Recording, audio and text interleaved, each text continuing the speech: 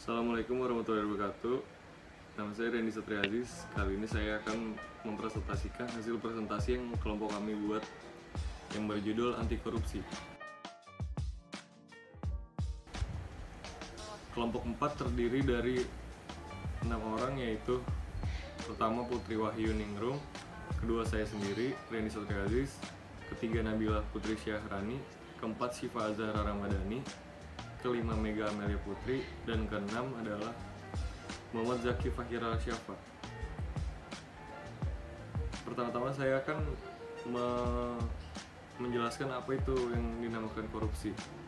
Korupsi adalah perilaku atau perbuatan tidak jujur yang di dalamnya termasuk bentuk kebusukan, keburukan, kejahatan penggelapan, serta bentuk tindakan amoralis.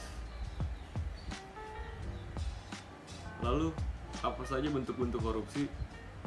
Yang pertama, suap menyuap. Contoh kasusnya adalah memberi sesuatu kepada PNS karena kekuasaan yang berhubungan dengan jabatannya. Yang kedua, ada penyalahgunaan jabatan. Contoh kasusnya penjabat yang sengaja menggelapkan, menghilangkan, atau merusak barang atau dokumen yang diperlukan. Yang ketiga, ada perbuatan curang. Penjual bangunan yang pada waktu menyerahkan bahan bangunan melakukan perbuatan curang yang membahayakan keamanan orang dan keselamatan negara. Itu adalah contoh kasusnya. Yang keempat adalah gratifikasi. Contoh kasusnya adalah gratifikasi kepada pegawai negeri atau penyelenggara negara dianggap pemberian suap apabila berhubungan dengan jabatannya dan yang berlawanan dengan kewajiban tugasnya. Lalu apa dampak korupsi?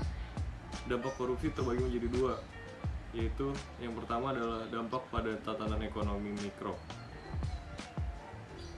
yaitu menurunnya taraf kualitas hidup rakyat, lalu sulit memperoleh pendapatan ekonomi, tingkat kesehatan semakin memburuk, dan menurunnya kinerja sektor produksi, distribusi, konsumsi.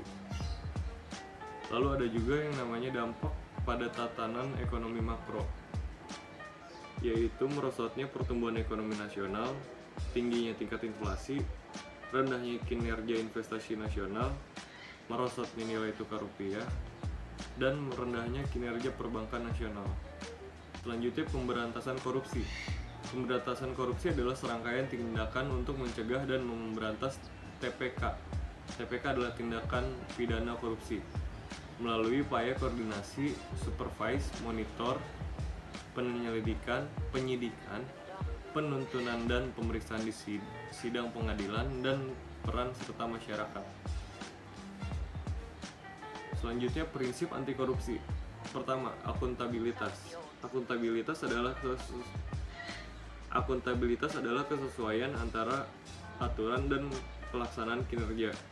Semua lembaga mempertanggungjawabkan kinerja sesuai aturan main, baik dalam bentuk konvensional, de facto, maupun konstitusi atau de jure, baik pada level budaya, individu dengan individu, maupun pada level lembaga.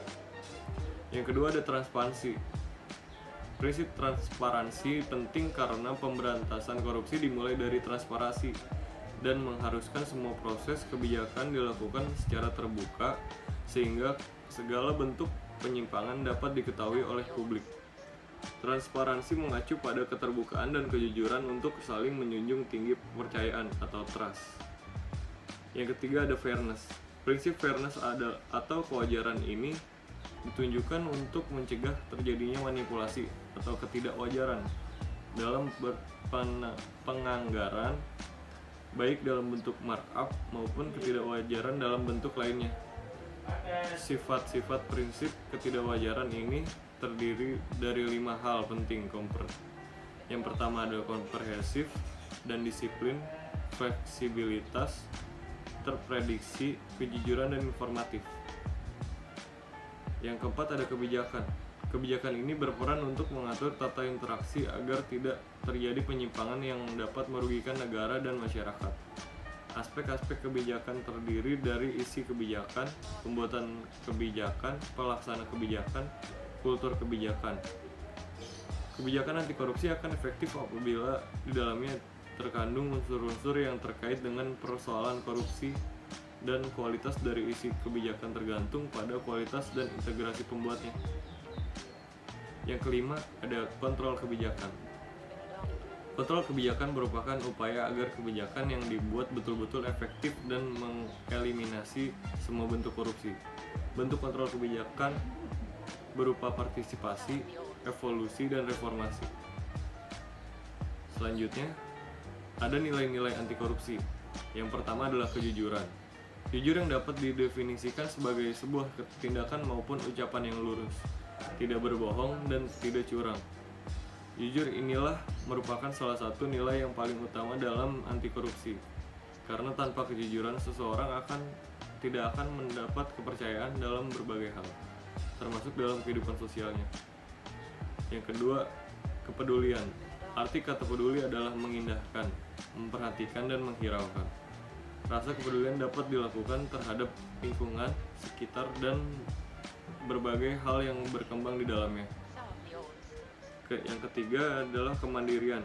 Mandiri berarti dapat berdiri di atas kaki sendiri, artinya tidak banyak bergantung kepada orang lain dalam berbagai hal. Yang keempat, kedisiplinan. Disiplin ialah ketaatan atau kepatuhan kepada peraturan. Sebaliknya, untuk mengatur kehidupan manusia memerlukan hidup yang disiplin. Manfaat dari disiplin ialah seorang dapat mencapai tujuan dengan waktu yang lebih efisien. Kedisiplinan memiliki dampak yang sama dengan nilai-nilai anti korupsi lainnya, yaitu dapat menumbuhkan kepercayaan dari orang lain dalam berbagai hal. Yang kelima adalah tanggung jawab. Tanggung jawab adalah keadaan wajib menanggung segala sesuatu kalau terjadi apa-apa, boleh dituntut, dipersalahkan, dan diperkarakan. Seseorang yang memiliki tanggung jawab akan memiliki kecenderungan menyelesaikan tugas dengan lebih baik. Yang keenam ada kerja keras. Didasari dengan adanya kemauan, di dalam kemauan terkandung ketekatan, ketekunan, daya tahan, daya kerja, pendirian, keberanian, ketabahan, keteguhan, dan pantang mundur. Yang ketujuh ada kesederhanaan. Gaya hidup merupakan suatu hal yang sangat penting bagi interaksi dengan masyarakat di sekitar. Dengan gaya hidup yang sederhana, manusia dibiasakan untuk tidak hidup boros, tidak sesuai dengan kemampuannya. Yang ke-8 ada keberanian. Keberanian dapat diwujudkan dalam bentuk-bentuk berani mengatakan dan membela kebenaran, berani mengakui kesalahan, berani bertanggung jawab, dan sebagainya. Yang ke-9 ada keadilan.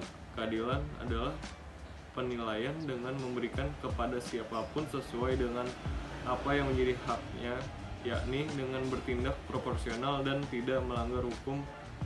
Keadilan berkaitan erat dengan hak dalam konsepsi bangsa Indonesia. Hak tidak dapat dipisahkan dengan kewajiban.